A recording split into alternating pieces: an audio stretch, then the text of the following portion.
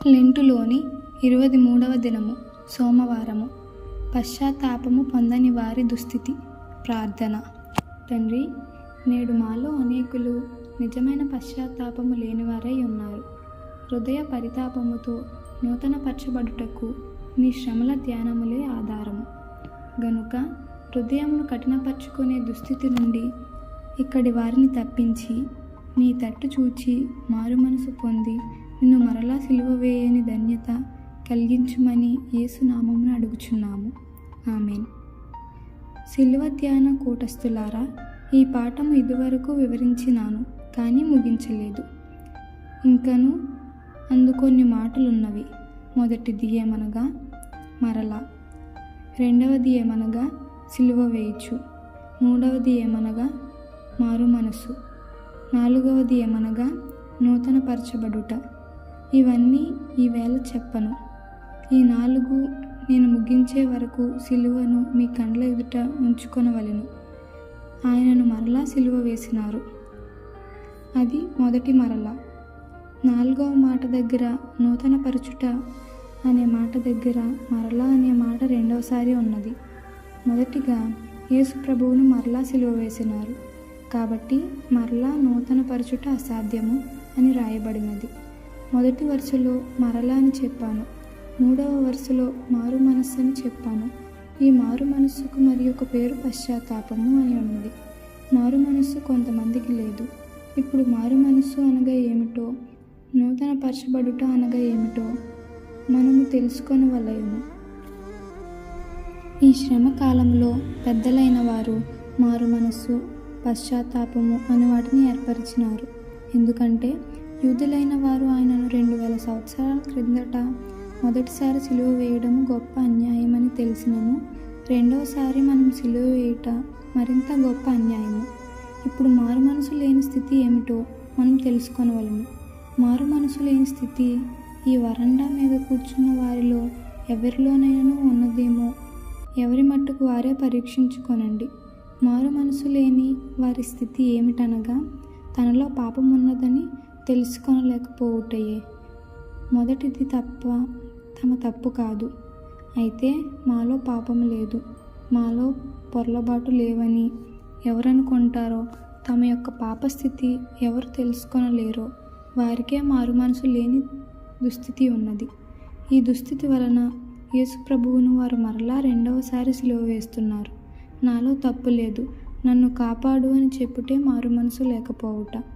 పాపం ఉన్నప్పటికీ, దుస్థితి ఉన్నప్పటికీ నాలో పాపం లేదనుకోవడమే దుస్థితి. ఎవరైనా మాలో తప్పులు ఉన్నవి అనుకుంటే వాటిని ఇప్పుడు దిద్దుకోవలెను. ఆదివారం నాడు పాపపు ఒప్పుదలలో పాపము లేదని ఒప్పుకొనిన ఎడల మనలను మనమే మోసపుచ్చుకొనుచున్నామని ఉన్నదా లేదా?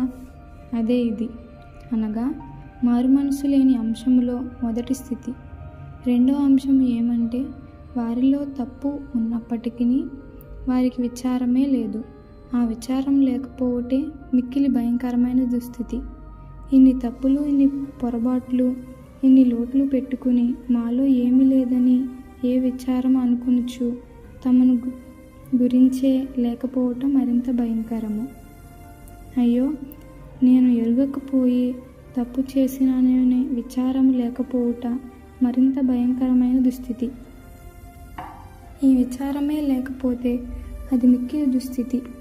ఈ వరండా మీద గత్తర ఉంటే నీళ్లు పోసికొట్టి వేస్తే గత్తరంతా పోయినట్లుగా పాపములను గురించి విచారపడితే కన్నీటి దారుల వలన మొదటి పాపం కొట్టుకొని పోయింది. ఇప్పుడు అలాగ కొట్టుకొని పోవు కన్నీరు కానీ, చింత కానీ, బోధ కానీ లేదు. అందుచేత ప్రభువునకు మరి ఒక బల్లెపు పోటు. అయ్యగారు ఏడిదనే గ్రామంలో ఉన్న గుడిలో ఒక రాత్రి మీటింగు చేస్తున్నప్పుడు అందులో ఉన్న 70 మంది గొల్లున ఏడ్చినారు.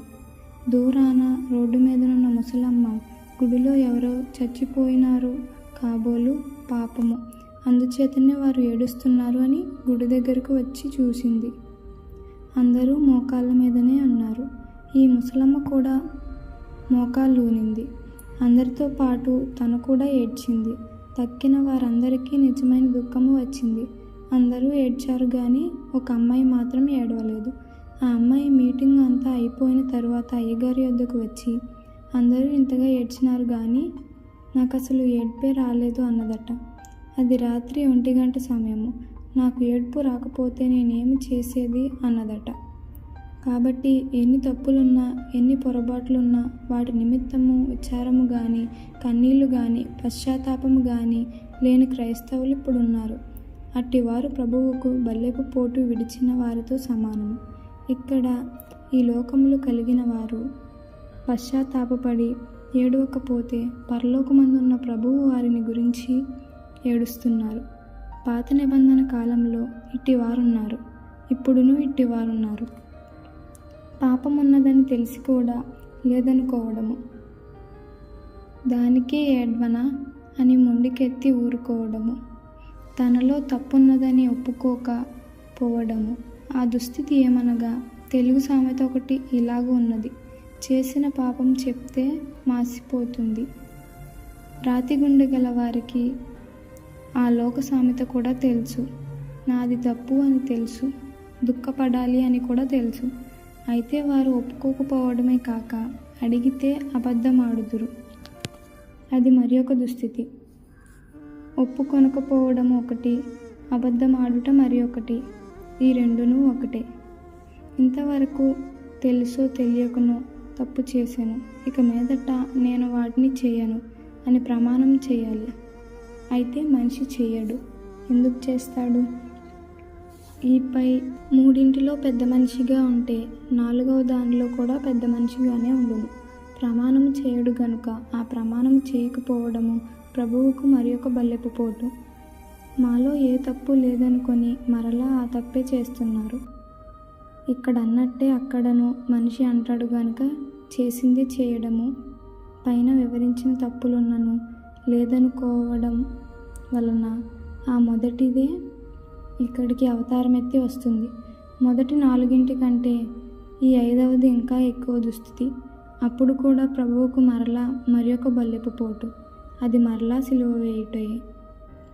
ఎన్ని తప్పులున్నా మొదటి అంశంలో తప్పు లేదని అనుకోక కాక కొత్త తప్పు ఇంకొకటి ఉన్నది.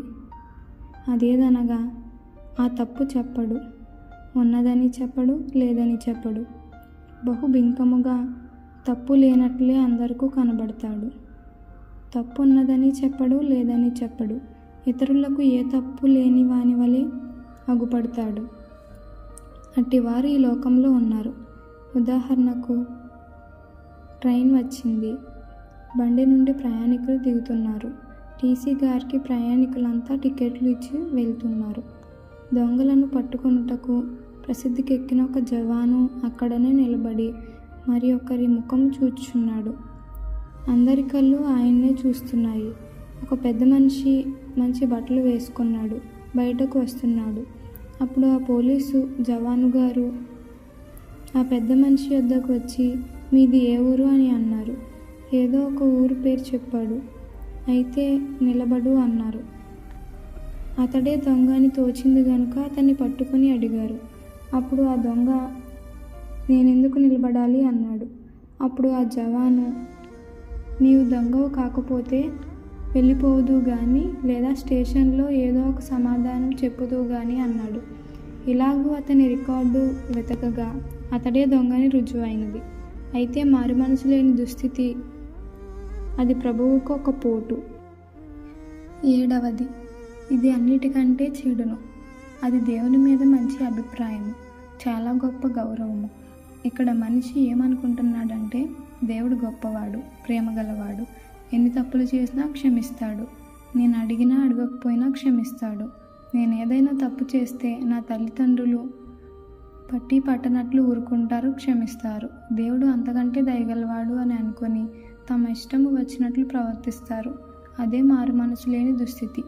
చాలామంది దీని వలన చెడిపోతున్నారు.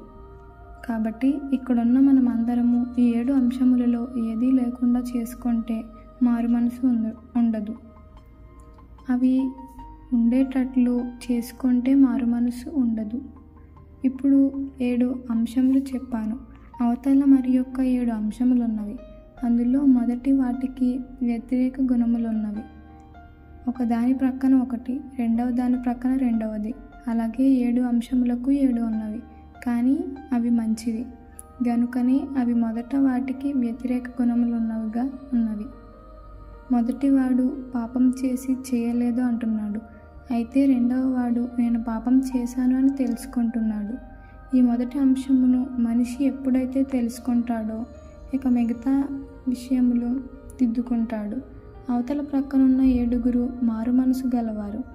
మొదటి వరుసలో ఉన్నవారు మారు మనసు లేనివారు. ఆ మొదటి వరుసలో ఉన్న వారిని గూర్చి మార్చుట అసాధ్యము గాని వ్రాయబడినది గనుక ఆ కాలంలో ఉన్న వారిని మార్చుట అసాధ్యము. గనుక ఆ కాలంలో ఈ 7 రకములు వారు ఉన్నారు. ఈ 7 రకముల వారు తెలియని వారు కాదు, తెలిసిన ఒకప్పుడు మంచి పేరు పొందిన వారే. అటువంటి వారిని గురించియే ఈ వాక్యం రాయించినారు. ఆ కాలంలోనే అట్టి వారుంటే మన కాలంలో అట్టి వారికి కరువు రాదు, ఎక్కువ చౌక. ఎందుకంటే జనసంఖ్య ఎక్కువైనది, దానితో పాటు పాపం కూడా ఎక్కువైపోయింది. పాపం చేసిన దానిని కప్పుకోవడానికి తెలివి కూడా ఎక్కువైంది. ఈ కాలంలో వింత లేదు గనుక మనము ఈ లోకుల జనసంఘము మధ్య విశ్వాస జనసంఘముగా ఉన్నాము, అనగా క్రీస్తు జనసంఘముగా ఉన్నాము, దైవవాక్యంను ఎరిగే జనసంఘముగా ఉన్నాము. కాబట్టి ఈ రెండవ గుంపు వరుసలో నుండి ఆ మొదటి 7 వరుసలోనికి మనము జారి రాకూడదు. కానీ ఈ మొదటి 7 ఒక శక్తి ఉన్నది. ఆ శక్తి ఏమనగా ఆ రెండవ వరుసలోనున్న ఆ 7 ఆకర్షించుకునే శక్తి ఉన్నది. గనుక మనము జాగ్రత్తగా నుండే నిమిత్తమై పౌలు గారు ఈ మాటలు రాశారు. రెండవసారి మరలా అంటే అర్థం ఏమిటంటే ఒకప్పుడు బాగా ఉన్నారు, అయితే ఇప్పుడు పడిపోయారు, అందుచేత మరలా సిలువ వేసినారు అని రాశారు. మరలా అను మాటకు అది అర్థము. ఈ రెండవ వరుసలో ఉన్నవారు ఆ మొదటి వరుసలోనికి జారి వస్తే వీరిని మరలా ఆ మొదటి వరుసలోనికి మార్చుట కష్టమని పౌలు గారు రాసినారు. కానీ చాలామంది వారి వరుసలు మార్చుకుంటున్నారు. మొదట నుండి రెండవ దానికి మారుట ఆరంభంలో కుదురును గాని ముదిరిన తర్వాత కాదు. పౌలు ఇందులో నుంచి అందులోనికి వెళ్ళిపోయిన వారిని గురించి చెప్పటలేదు కానీ మొదటి వరుసలోనే ఉండి మనస్సాక్షి ఎంత చెప్పినా వినకుండా, మనస్సాక్షి ఎంత గద్దించినా వినకుండా, దేవుని గ్రంథము ఎంతగా గద్దించినా వినకుండా, తన జ్ఞానము ఎంతగా గద్దించినా వినకుండా, 4 బోధకులు ఆదివార ప్రసంగములలో ఎంతగా బోధించి గద్దించినప్పటికీ వినని వారు మారు మనసు లేనివారు. వీరు మారు మనసు పొందేటంత శిక్షలను దేవుడు రప్పిస్తే వారు దేవునిని దూషించుచునే నేనెంత తప్పు చేశాను అంటారే గాని ఎంత మాత్రము మారరు. పై 5 అంశముల ద్వారా దేవుడు వారిని గద్దిస్తారు గాని వారు మారరు. అట్టివారే మరలా మనుష్య కుమారుని, దేవుని కుమారుని మరలా సిలువ వేయచ్చు బాహాటముగా అవమానపరుచుచున్నారు. క్రీస్తు ప్రభువు ఇప్పుడు దేవుడుగా నుండక దేవుడు కుమారుడిగా ఉన్నారు, అదేగాక మనుష్య కుమారునిగా ఉన్నారు. గనుక ఇప్పుడు అట్టి వారు మనుష్య కుమారుని, దేవుని కుమారుని సిలువ వేస్తున్నారు.